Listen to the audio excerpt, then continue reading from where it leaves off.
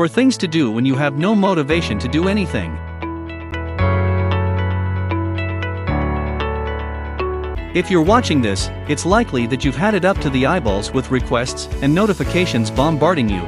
Your world is constricted, and you likely feel tight. When you feel like you have no motivation to do anything, the last thing you want is convoluted reams of advice that make your head spin. It's perfectly okay to feel this way. No matter how senior, important, or famous we become, we all get demotivated from time to time, and especially at times of heightened global uncertainty like we are currently facing. The key is to recognize the signs and swiftly implement the 4 steps below so that you embrace your full potential, reconnect with your bigger vision, and reignite that spark of excitement inside that fuels your motivation once again. 1. Banish your inner critic.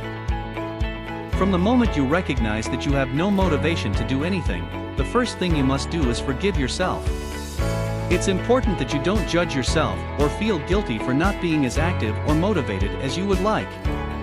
There is a tendency for go-getters to view themselves as bad, unworthy of success, or less than, simply for not meeting a certain standard, which can compound the feelings of exhaustion, mental fatigue, and lethargy that we are trying to prevent. If this is you, stop right here and vow to be more conscious in your approach and mindful about judging yourself for needing to spend time rejuvenating rather than pushing forward constantly. 2. Reframe what it means. That said, it brings us to the next step, which is to reframe what it means to prioritize your own rejuvenation above all else. This can be uncomfortable for some people, me included. There was a time when I found it hard just to be still with myself, but over the years I have trained myself to enjoy the sanctuary of alone time and embrace stillness. The goal is to shift your mindset so that you see rejuvenation itself as a step in the right direction, as progress and productivity. This way, you can stop seeking forward momentum from alternative means, example, doing more work, and let the process of rebuilding unfold. Set aside time to reframe and take ownership for your inner replenishment. All high performers make this connection eventually, and once they do, they never go back. 3. Recognize your emotional state. When you give yourself the space to honor your feelings, you actually create distance between yourself and your emotional reaction. In this space, even if you have no motivation to do anything, you can choose how you want to show up to the world and for yourself. The best bit here is that you can then anticipate that you are likely to have a short fuse due to your lack of motivation and low tolerance for nonsense, obstacles, and petty annoyances. Of course, this can be anything from your cab driver getting lost, infuriating phone operators, a frustrating payment system, or processes that make no sense.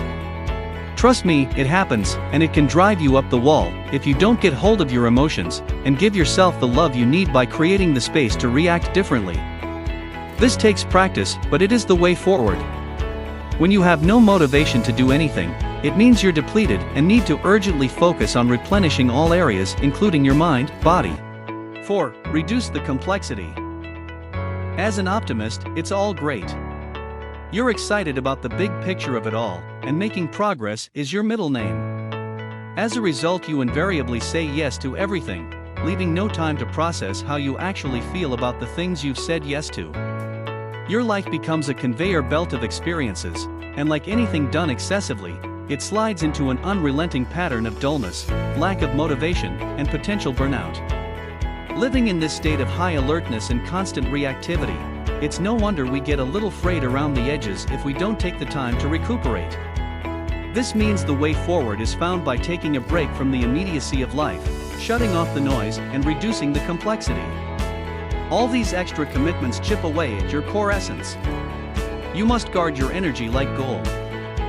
By stepping away, you regain a place for yourself to exist in the present moment, you put your needs front and center, and this act will catapult you back onto the right path.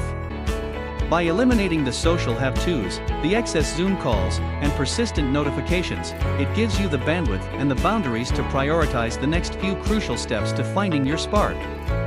Airplane mode isn't just for flights. Make sure you use it. Thank you for watching. Make sure to subscribe to see our latest video every day.